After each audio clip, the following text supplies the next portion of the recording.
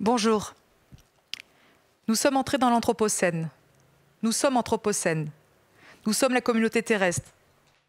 Nous vivons ensemble le dérèglement climatique, l'acidification des océans, l'élévation des mers, l'extinction des espèces, les pandémies, les famines, les pollutions des sols, les incendies, les migrations, les inondations, les sécheresses, l'urbanisation généralisée, les inégalités sociales. La liste est longue. Nous ne maîtrisons plus nos effets. Tout change autour de nous. Et qu'on le veuille ou non, nous explorons nos propres vies et nos environnements. Depuis nos environnements proches, nos quotidiens, aujourd'hui, nos vies, qu'avons-nous envie d'exprimer? Qu'est-ce qui heurte notre conscience morale et notre sentiment de justice? Qu'est-ce qui nous met en colère ou en joie? Et quelles sont nos idées, nos intentions pour changer la donne? Nous sentons-nous terriens? Prenons aujourd'hui la parole, donnons la parole et engageons le dialogue. Donc rebonjour à tous. Donc j'ai le plaisir d'animer cette 3e session du manifeste mondial Anthropocène, où donc pendant 1 heure, une dizaine de territoires sont à l'honneur pour prendre la parole. Donc peut-être certains m'ont déjà entendu la session d'avant et d'autres reviendront pour me entendre la session d'après. Donc chaque session, donc là on a la 3e, chaque session regroupe des territoires par fuseau horaire, de telle sorte que tout le monde soit là à 18h. Donc on puisse dialoguer ensemble, tous en même temps.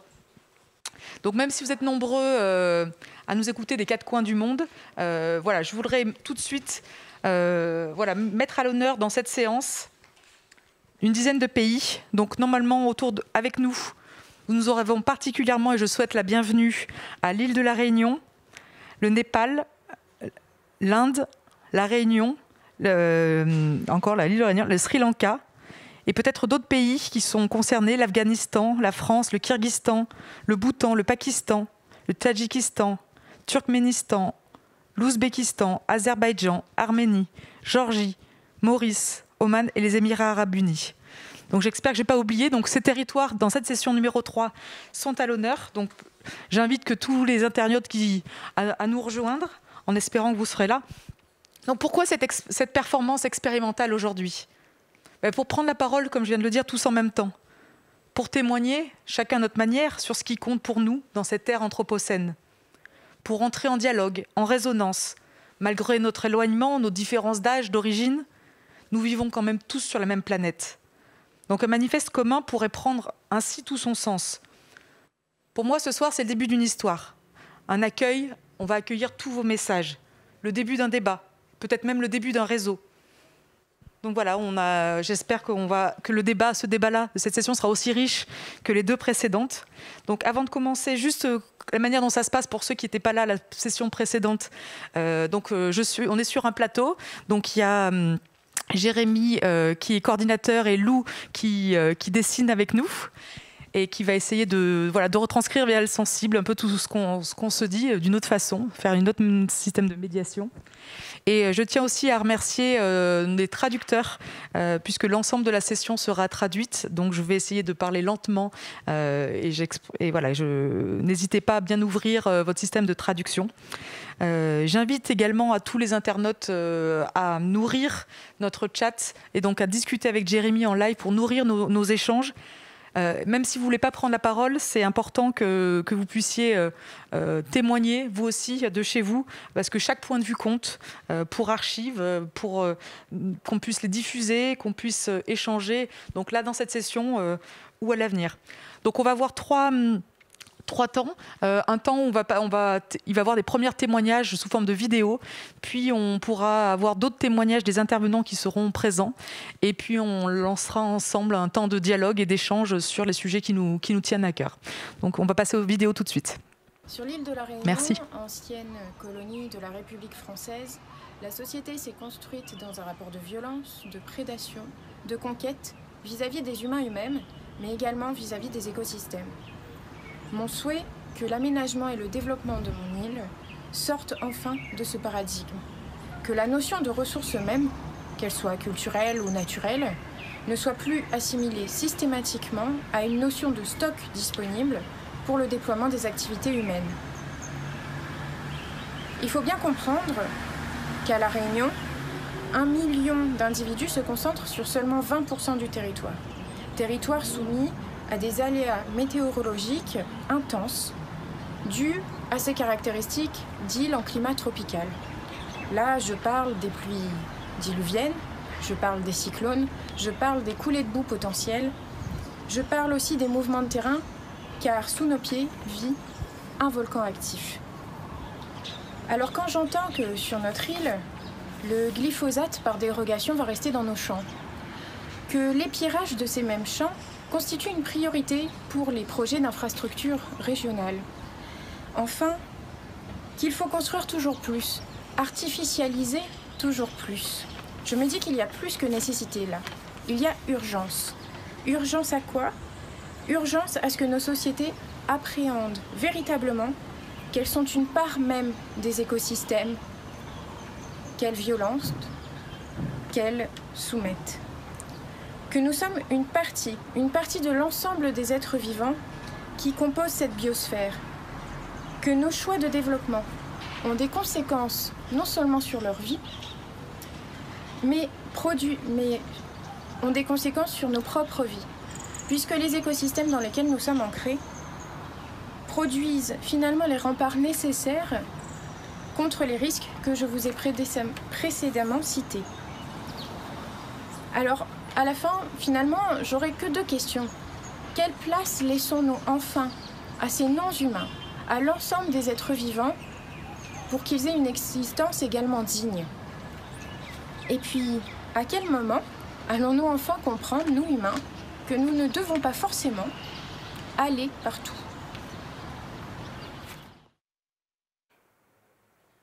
On ne défend bien que ce qu'on a appris à aimer, appréhendé par l'esprit et intégré par les sens, nous rappelle Corinne Morel-Darleux, dont plutôt couler en beauté que flotter sans grâce.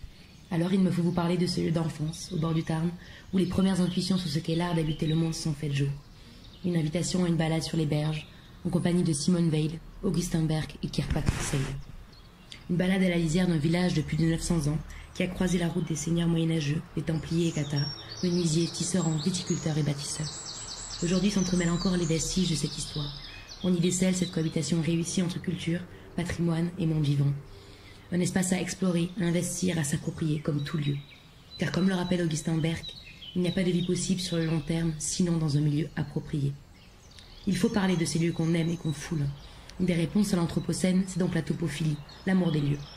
Pour citer Kirkpatrick Sale, il faut ainsi raconter ce sentiment profond et silencieux qui provient de la connaissance d'un lieu particulier de la Terre. Ses rythmes journaliers et annuels, sa faune et sa flore, son histoire et sa culture. Un lieu précis au sein duquel l'âme donne des signes d'affection et de reconnaissance. C'est une forme de biorégionalisme que définit Sale comme essentielle à la survie de l'humanité sur Terre. C'est-à-dire la compréhension écologique, la conscience régionale et communautaire, la possibilité de développer un ensemble de sagesse et de spiritualité, l'organisation sociale décentralisée, l'entraide et l'humilité des groupes humains. Cet amour des lieux que l'on habite témoigne de l'impératif d'atterrir qui fait rage, ce besoin d'enracinement cher à Simone Weil.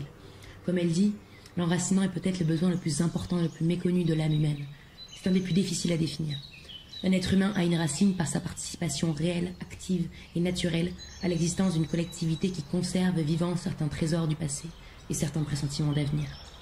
Chaque être humain a besoin de recevoir la presque totalité de sa vie morale, intellectuelle, spirituelle, par l'intermédiaire des milieux dont il fait naturellement partie. Alors que faire? Plutôt couler en douceur? Il nous faut organiser le pessimisme. Ce dont nous avons besoin, nous suggère Corinne Morel-Darleux, n'est pas de former un continent, mais d'archipéliser les îlots de résistance. Nous avons besoin d'îlots organisés et unis par une stratégie et un but commun. Nous avons besoin de mêler davantage création artistique, souci environnemental et critique sociale. L'importance aussi de parler de monde vivant dont nous, humains, faisons partie, ou de biosphère comme système interdépendant, symbiotique, plutôt que d'environnement ou de nature. Or, dans la bataille culturelle qui s'est enclenchée, continue-t-elle, il ne s'agit plus uniquement d'informer, mais bien de percuter notre part sensible, de s'adresser aux tripes, aux veines, aux poings.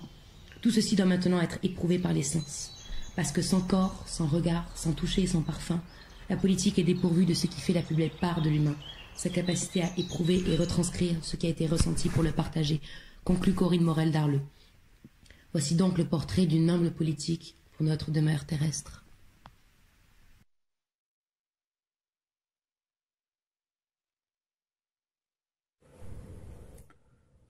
Hello everyone, my name is Pratik Paudel. Bonjour à tous, je suis Pratik Paudel, je viens de Katmandou, au Népal, et je travaille actuellement en tant qu'associé de recherche pour une ONG qui est la Fondation de conservation de l'eau du Népal.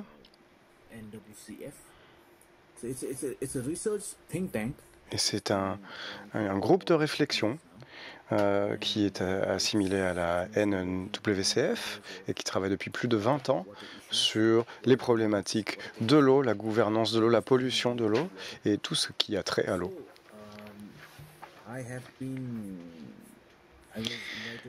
Donc j'ai été invité par mon très bon ami Jérémy Cheval à m'exprimer lors de ce manifeste mondial de l'Anthropocène. Je pense que c'est un événement qui sera organisé le 29 janvier 2021, donc aujourd'hui. Et j'aimerais vous parler des problématiques liées à l'eau pour cette rivière frontalière qui s'appelle la Kushi au Népal, qui coule des glaciers tibétains, passe par la Chine et donc passe par l'Inde et le Népal. Et donc qui coule pour 30 millions d'êtres humains qui vivent autour de cette rivière. C'est pour ça qu'on appelle ça le bassin de la Kushi. Au cours des dernières décennies et dû au changement climatique, et par exemple à cause du grand tremblement de terre que nous avons eu en 2015, on a pu voir que les rivières s'asséchaient et perdaient du terrain. Beaucoup de sources se sont asséchées. Et dans les zones de haute altitude, de plus haute altitude, les glaciers où la quantité de neige a énormément réduit. Et dans les zones de plaine et plus sèches, on a pu voir aussi que la quantité d'eau s'est concentrée. Et par exemple, de juin à septembre, on a des inondations et le reste de l'année, ça devient très sec.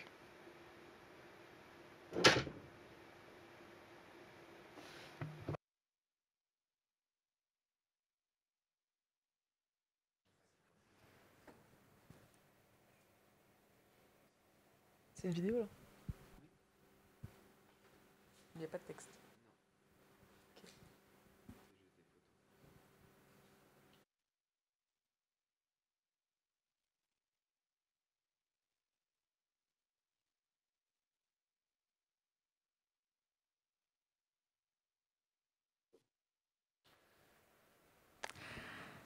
Rebonjour, donc voilà, on vient de voir des vidéos encore une fois sur cette session très différente, très riche, avec des sujets abordés de différentes façons, avec son, sans son, voilà, avec via de la poésie, avec des choses qui touchent à des questions climatiques, des récits personnels.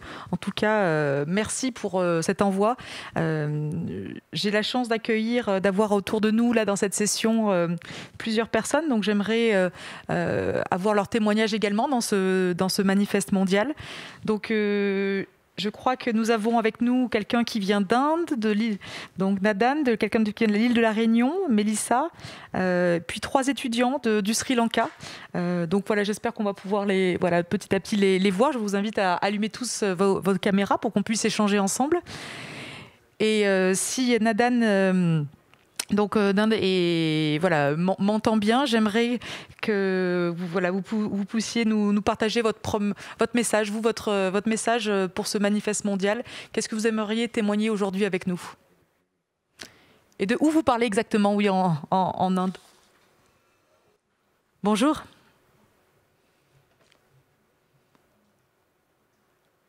Est-ce que vous m'entendez, Nadan? Yes, good morning. Sorry, I wasn't sure about the order. Pas de souci. Oui, je vous entends. Je suis désolé, je n'étais pas sûr de l'ordre. Je vous parle depuis Delhi et j'aimerais partager une image et ensuite la commenter avec vous. Avec plaisir. Donc si vous pouvez me donner quelques secondes, je vais vous la partager.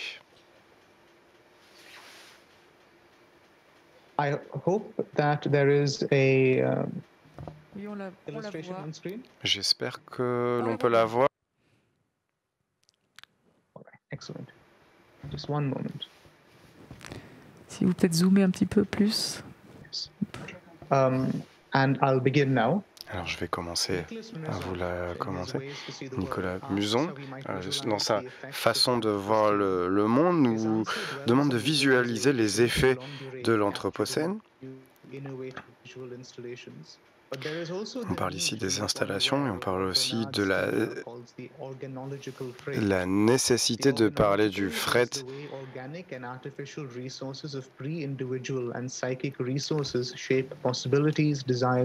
C'est la façon de désigner les ressources et ces réservoirs sont en train d'être épuisés et nous avons des recours à ces visualisations et ces problématiques. Le visuel peut être emblématique, parfois comique et peut nous attirer l'attention sur les conséquences économiques de la pandémie et cela exacerbe les réseaux humains. Les agriculteurs qui protestent, comme l'on peut voir ici, pour leurs terres, essaient de proposer des solutions et des alternatives au capitalisme et sortir de ces marchés régulés depuis l'étranger. Ce que l'on cherche à faire ici, c'est de responsabiliser, de faire que les agriculteurs s'émancipent. Et le fait de fournir de la nourriture devient de moins en moins naturel.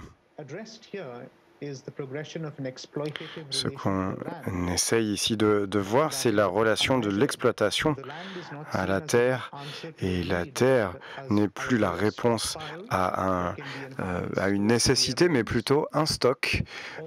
Et un stock d'OGM ou tout simplement un site de décharge publique puisque le pays se noie pratiquement dans les déchets qu'il produit plutôt que de permettre à la nourriture d'être produite.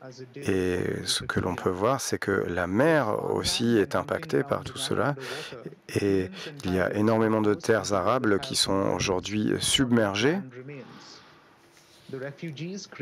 Les réfugiés que cela va engendrer essaient de continuer à vivre et font face à des menaces diverses.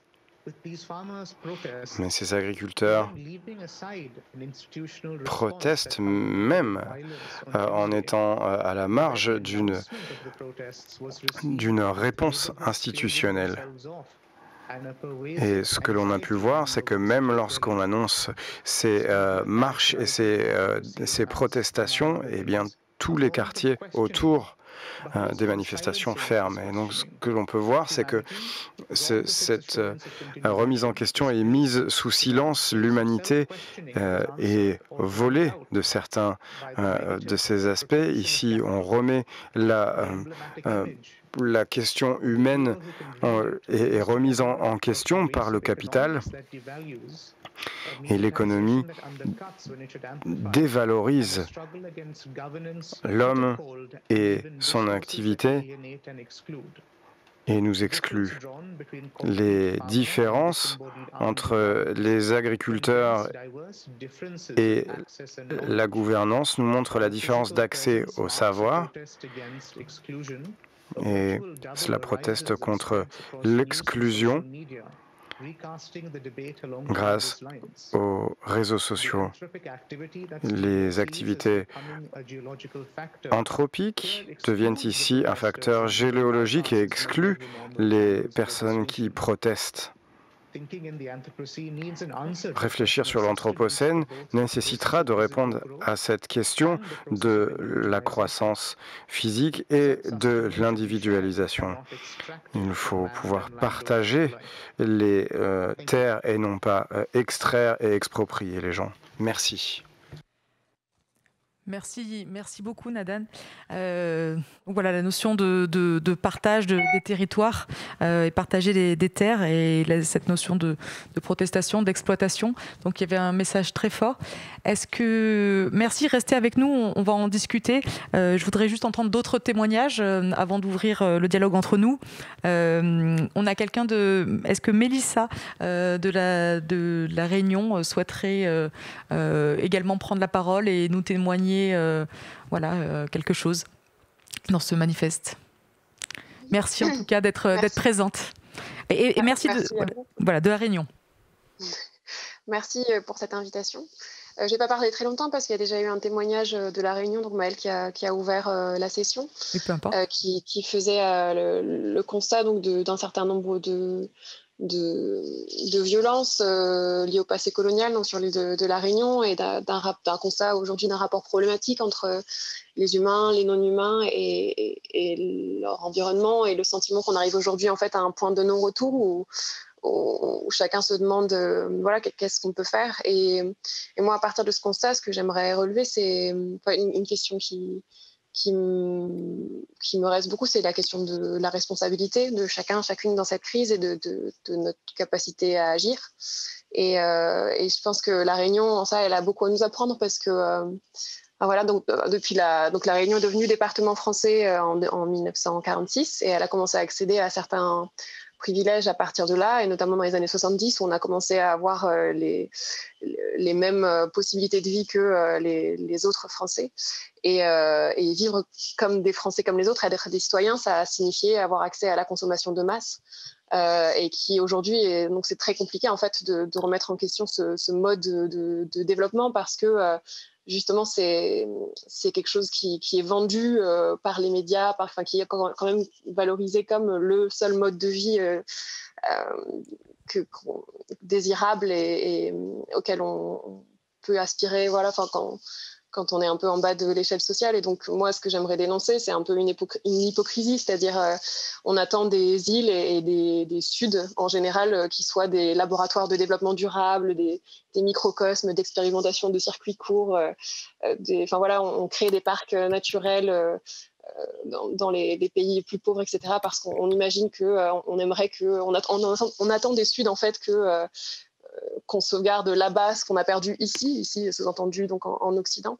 Et en fait, comme l'ont dénoncé beaucoup de personnes qui sont intervenues pendant le festival, c'est quelque chose qui permet de ne pas remettre en cause le vrai problème, qui est la dégradation massive de notre environnement quotidien, même en Europe, surtout en Europe et surtout dans l'Occident, et des modes de vie qu'on refuse de mettre de remettre en cause. Et donc, en fait, en sacralisant la nature ailleurs et en refusant de remettre en cause ces modes de vie occidentaux, on refuse aux plus pauvres un mode de vie qu'on exhibe comme supérieur. Et donc, pour moi, c'est pas pour pointer du doigt la seule responsabilité individuelle des personnes en Europe, etc., mais c'est de dire, plutôt que de regarder les autres pays et d'attendre une écologie un peu exotique de parcs, de regarder un peu chez nous quel modèle de vie est encore exhibé comme désirable et qu'est-ce qu'on peut faire à cette échelle-là pour le déconstruire. Merci beaucoup, Mélissa. C'est très interpellant comme message sur la question de justice et d'équité entre nos territoires. Je vais avant qu'on le commente ensemble, poursuivre les témoignages avec en direct du Sri Lanka pour voir également si de leur île, ils ressentent, est-ce qu'il y a des sentiments partagés. J'appelle donc, il y a apparemment 3 étudiants qui sont en ligne avec nous. On a de la chance d'avoir différents pays. Est-ce que Manesha pourrait prendre la parole en premier, peut-être ? Et merci en tout cas d'être présent en ce moment et de me dire d'où vous venez exactement et voilà, à la rigueur, votre âge, si vous êtes étudiante, en quoi. N'hésitez pas à se présenter, qu'on fasse tous connaissance pour pouvoir discuter ensemble après.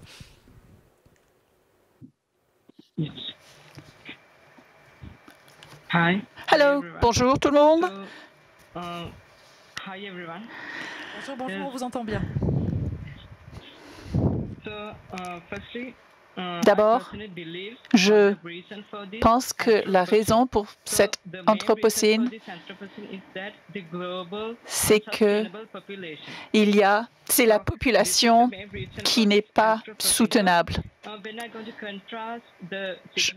Je vais comparer notre situation avant et après la pandémie de Covid, parce qu'il y a une différence entre les deux situations. Donc d'abord, si on regarde la situation pendant la pandémie, on peut voir que l'élargissement de la population, il n'y a pas beaucoup de choses qui ont changé. Il faut également regarder la qualité de la terre. Il y a beaucoup de potentiel qui sont possibles après l'épisode de Covid. Et on voit qu'il y a une réduction de l'impact humain sur l'environnement pendant cet épisode. Et on voit qu'il y a une réduction de la population. Mais là, on a eu une grosse destruction.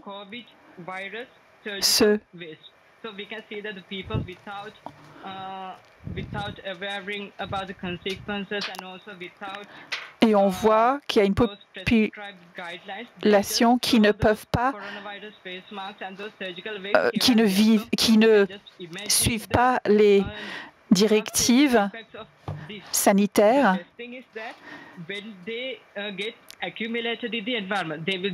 On voit que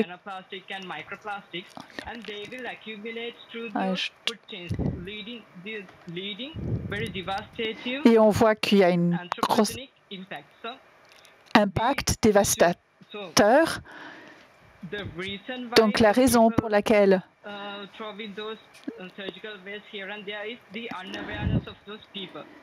je ne comprends pas.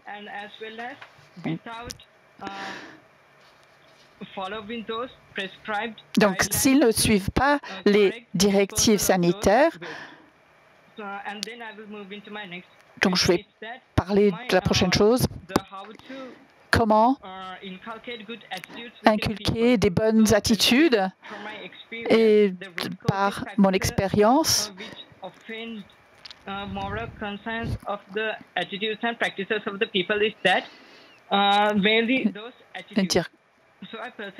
personnellement, je crois que lorsqu'on peut inculquer des bonnes attitudes chez les gens, on peut arriver à améliorer l'environnement.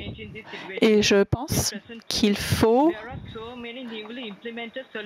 Il y a tellement de solutions à mettre en œuvre, mais il faut savoir si on a vraiment mis en œuvre les bonnes solutions. Moi, je dirais que si on peut éventuellement trouver des solutions pour protéger notre environnement. On peut regarder déjà devant notre porte. Et on peut trouver... Donc, on peut utiliser recyclage, par exemple. Donc, avant de regarder la dernière question, c'est les habitants de la Terre.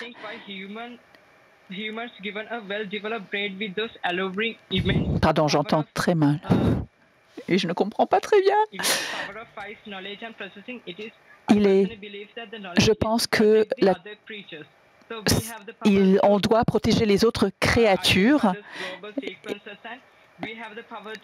Nous avons le pouvoir de protéger l'environnement. Donc, je pense, moi je suis assez satisfaite de la situation globale. Je suis heureux des tentatives des personnes qui essayent de protéger l'environnement. Nous avons le pouvoir et nous avons la possibilité de protéger l'environnement. Donc, tout ce qu'il faut faire, c'est de prendre ce pouvoir. Donc, je vous remercie. Merci beaucoup pour ce témoignage où je sens quand même une note d'espoir, en tout cas d'habitudes et de gestes et d'actions qui se prennent aujourd'hui pour changer nos habitudes et puis mieux pour aller vers des modes de vie plus soutenables. En tout cas, il faudra que vous me donniez des exemples de choses que vous vivez chez vous, des actions qui vous ont donné espoir. J'invite je ne sais pas si vous vous connaissez, mais en tout cas, si peut-être vos deux autres personnes du Sri Lanka. Donc, peut-être donner la parole d'abord à Janoudi, peut-être en message un petit peu plus court pour qu'on puisse ensemble discuter derrière. Bienvenue, en tout cas. Est-ce que Janoudi, vous nous entendez? Est-ce que vous auriez quelque chose à nous dire?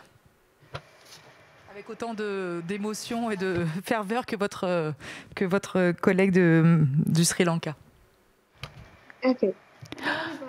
Bonjour tout le monde. Aujourd'hui, nous sommes 3 étudiants au Sri Lanka. On étudie la science et personnellement, j'aimerais vous dire comment on se sent moralement en tant que jeunesse de notre pays, parce que nous pensons que tout cela a un lien avec ce que nous pensons.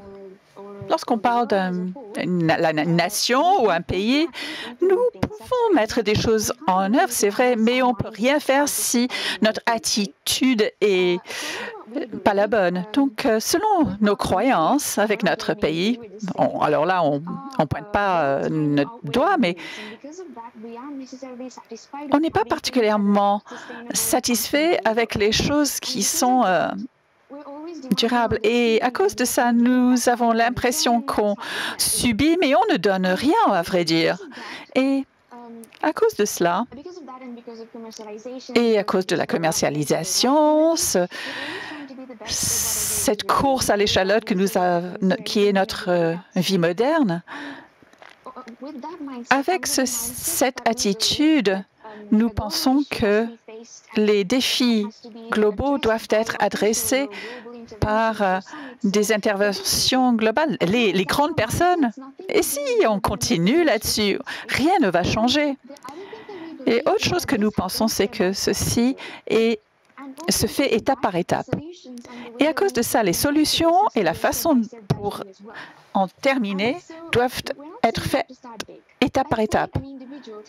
Chaque individu doit prendre responsabilité pour ses actions, doit réduire son empreinte carbone, par exemple. Doivent porter des masques, qui est un problème dans notre pays en ce moment. Si on prend responsabilité pour la façon dont on recycle nos déchets, nos relations avec le pays, avec la planète, avec notre famille, vraiment, c'est un challenge mondial et tout le monde doit être impliqué, pas seulement des ONG ou des communautés. Il faut qu'on travaille ensemble, individuellement, mais on doit trouver une intervention collaborative et nous pensons que c'est exactement ce qu'il nous faut. Merci. Merci à vous. J'ai pas entendu ce que tu m'as dit, mais bon. Mais je vais peut-être laisser la parole quand même à la dernière étudiant donc en sciences, donc du Sri Lanka qui est avec nous, voilà, qui a peut-être aussi un autre message. Voilà, là on a entendu le besoin que tout le monde doit s'impliquer, le besoin de travailler étape par étape. Donc voilà, les choses sont les messages sont clairement passés. Est-ce que vous avez d'autres messages à faire passer, Daomini? Je ne sais pas si on prononce comme ça votre prénom. Hello, I'm Daomini. Bonjour, vous m'entendez? Oui, très bien. Bienvenue.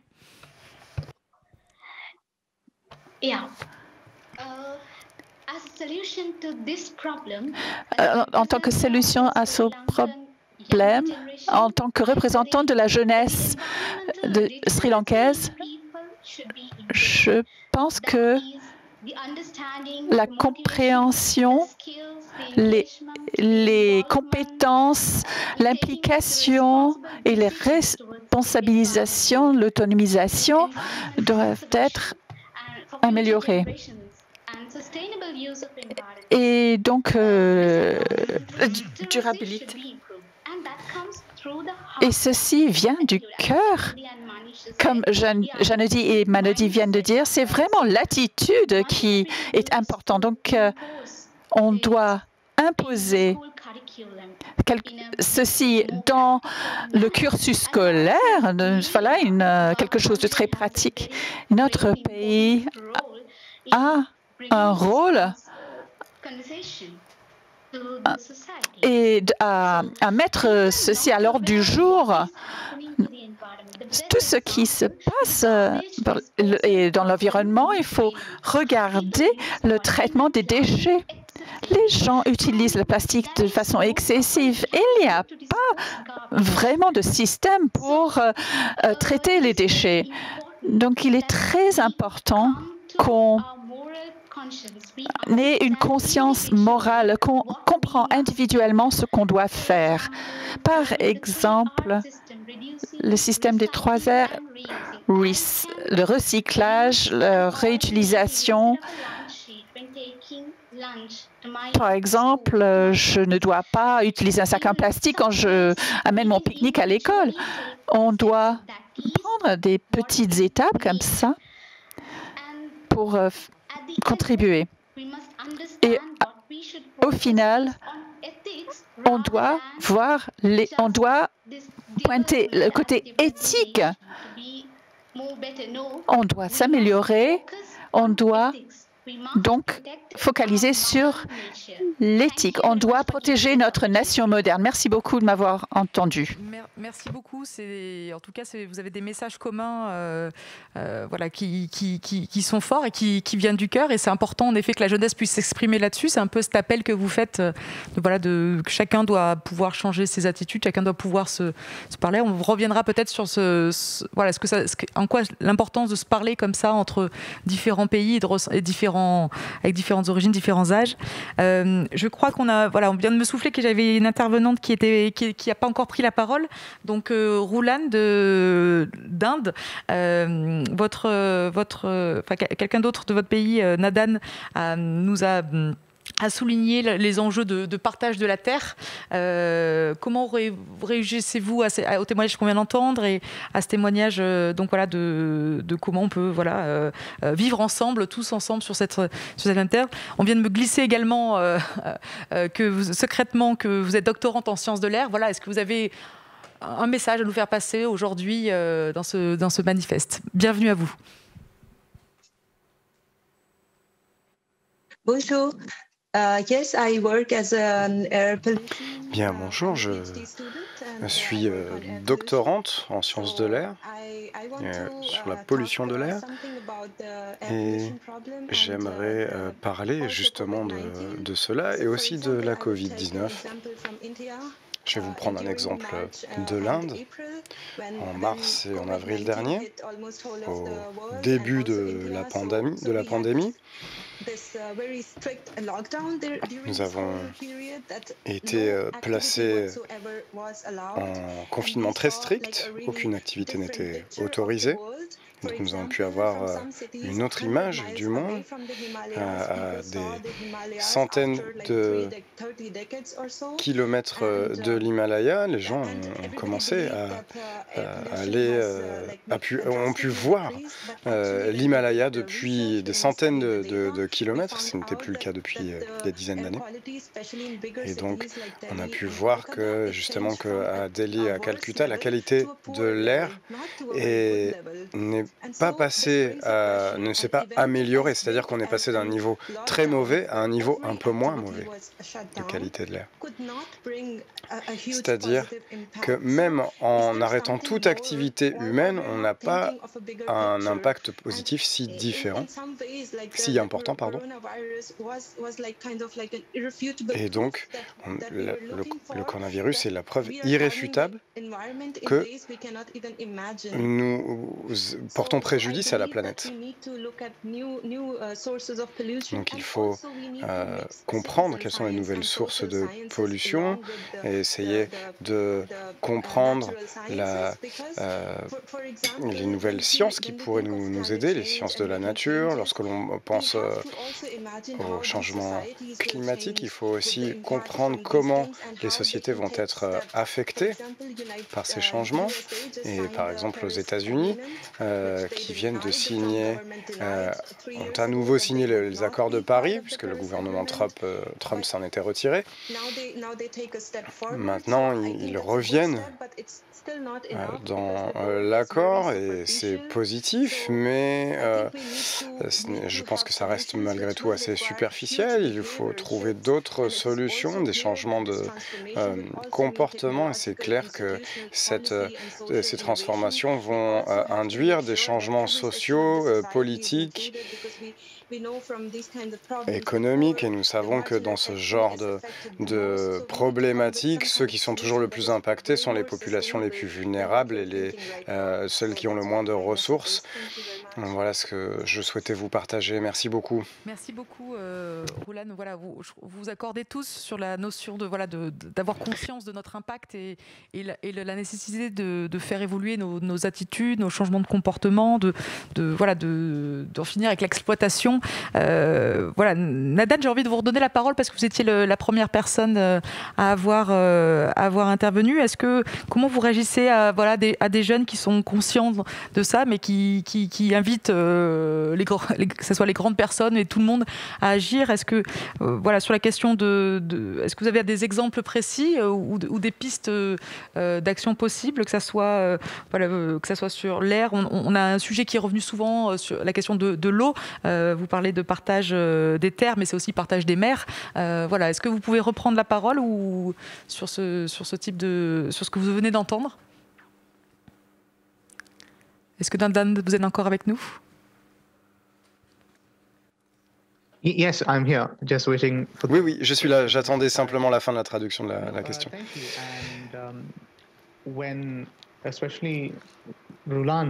Eh bien, merci. Lorsque Roulane s'exprimait sur ce que l'on aborde aujourd'hui, évidemment, la pollution est quelque chose qui est très présent.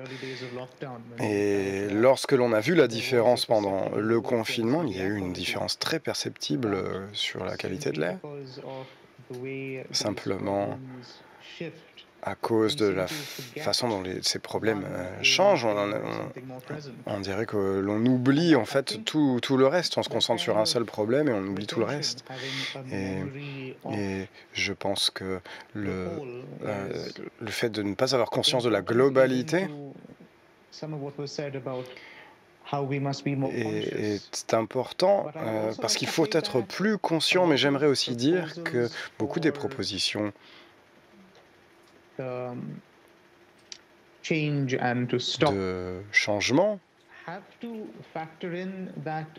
doivent aussi prendre en compte que ce n'est plus possible pour nous d'abandonner certaines avancées technologiques qui sont inhérentes à notre façon de vivre aujourd'hui. Mais ce que le confinement a mis en valeur, c'est que avec ce virus, malgré ce virus mortel, nous n'avons pas pu complètement cesser d'échanger, de voyager, de mener à terme des activités commerciales. Et donc les difficultés et l'impossibilité de revenir en arrière n'est pas simplement une question de revenir en arrière et de mettre les choses à jour. Et concernant le partage d'un problème qui est très présent pour nous aujourd'hui, c'est qu'il y a une compétition pour l'espace. Les champs deviennent des décharges. Donc on crée de plus en plus de pollution. Et on occupe des espaces qui auraient pu être occupés différemment. Donc j'ai peur de ne pas pouvoir proposer quelque chose de très concret finalement. Il n'y a aucun problème. Si vous aviez la recette pour agir, on aurait bien aimé l'entendre, mais je comprends qu'il n'y ait pas forcément une action. Mais ce que vous dites, c'est voilà, le besoin de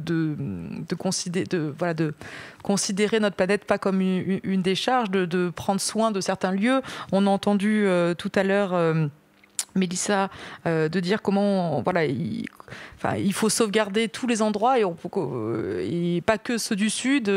J'aimerais vous revenir pour vous guider pas sur des champs d'action, mais en tout cas sur des modalités d'expression. On a vu que dans les vidéos qu'on a entendues tout à l'heure, j'espère que vous les avez pu voir, on a entendu quelqu'un parler, donc Anne-Louise Ney, qui parlait de topophilie, sur l'idée de besoin d'aimer la planète et d'aimer les lieux qu'on aime, et peut-être en mieux les observant, en mieux se reconnectant, en mieux regardant. On a eu la session d'avant, on a vu que l'approche de l'art et du sensible pour mieux observer, mieux se reconnecter au lieu était une voie. Donc peut-être, est-ce que c'est une voie qui vous semble intéressante sur en tout cas, voilà, pour ne pas considérer notre planète comme une décharge, est-ce qu'il faut passer par une meilleure observation ou comment mieux aimer notre planète?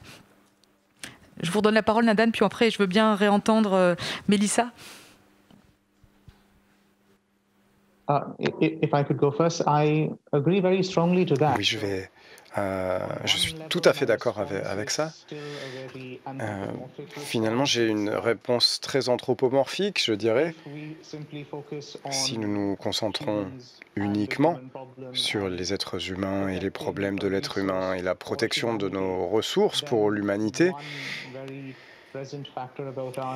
eh bien, ce qui va se poser, c'est la faculté à sensibiliser à travers l'art et l'expression créative. Et l'un de ces exemples, c'est le tigre. On a un combat avec ces communautés marginalisées qui doivent de plus en plus chasser et pêcher et qui entrent dans les territoires des tigres. Donc nous entrons en conflit avec les tigres. Et de façon assez abstraite, c'est facile de parler de protection animale. Ça devient extrêmement important puisque c'est l'un des derniers refuges du tigre. Mais il faut aussi prendre conscience de la difficulté au quotidien pour les habitants de cette région. Et donc la représentation artistique du tigre, puisque c'est un animal assez majestueux et frappant, qu'il faut préserver. Et voilà en tout cas ma réponse à cette question. Merci beaucoup. On voit bien que là, vous avez donné, en tout cas, un exemple concret à un exemple, c'est celui du TIC qui montre de quelle façon on dépasse les territoires de chacun, et donc la difficulté de ce partage de cette planète. Et est-ce que d'autres, par exemple, Mélissa, est-ce qu'il y a un autre exemple concret que vous voyez à La Réunion, qui pourrait montrer cette difficulté cette difficulté de partage, de vivre ensemble, et est-ce que et j'aimerais après vous emmener sur qu'est-ce que ça vous apporte d'écouter comme ça d'autres témoignages d'autres pays du monde, et quel est le lien que vous en faites, et le besoin je vous amène sur cette démarche, sur le sens de cette démarche, de pouvoir échanger et partager des expériences. Merci Mélissa. Oui. Je ne sais pas si... C'est sûr que vous entendez bien. Oui, merci. Moi, ce qui me frappe dans ces échanges, c'est très enrichissant, mais moi, ce qui me frappe, c'est qu'il y a tellement eu d'éducation, justement, ce qu'on appelle l'éducation à l'environnement ces dernières années, que finalement, on en finit par avoir un discours assez uniforme qui va être celui de la responsabilité individuelle, où il faut que chacun prenne conscience de nos responsabilités, etc. Et je pense que c'est important, et ça fait partie c'est un point de départ pour l'action. Mais moi, ce qui me frappe, c'est que ce soit à La Réunion ou partout dans le monde, par exemple, 80% des déchets qui sont produits sur la planète, ce ne sont pas des déchets produits par les individus, mais par les industries, notamment les industries extractives. Pareil pour l'utilisation de l'eau. Je crois que les individus sont responsables de 10% de l'usage de l'eau dans la plupart des pays dits développés, et que le reste, ça va être...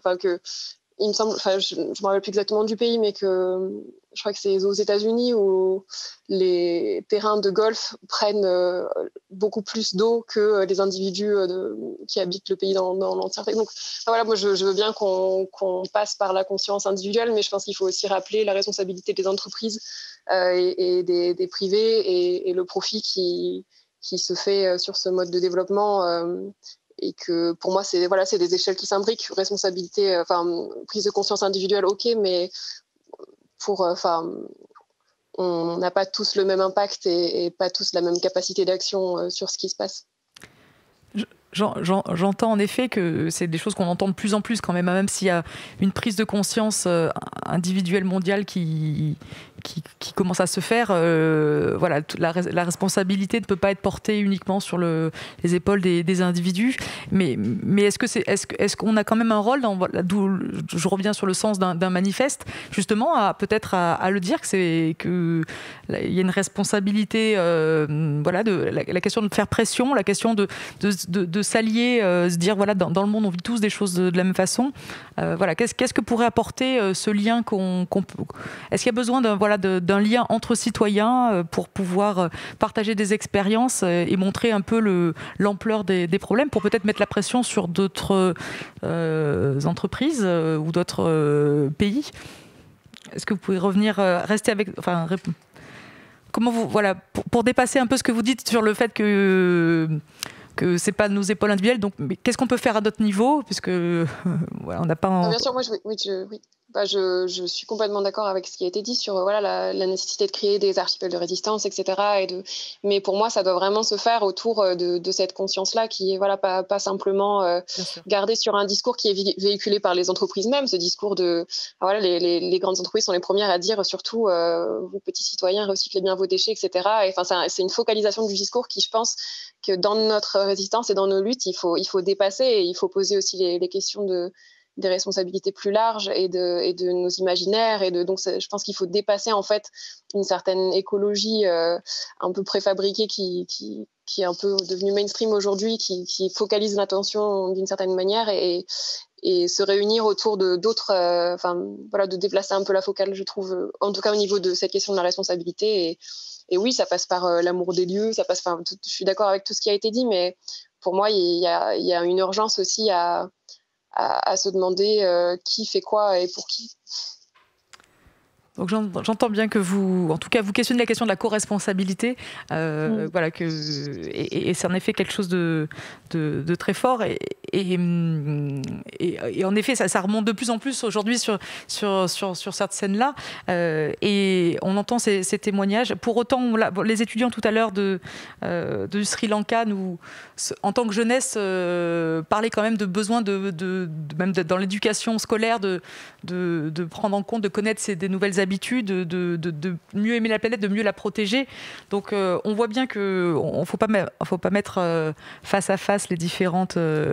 enfin, voilà, il y a une hiérarchie des responsabilités, c'est ce que vous questionnez, mais il y a également, en tout cas, une prise de conscience importante. Est-ce que il reste combien de temps ? Il reste 1 minute. J'ai du mal à voir parce qu'il est marqué 54. Désolé, on fait un petit peu de gestion.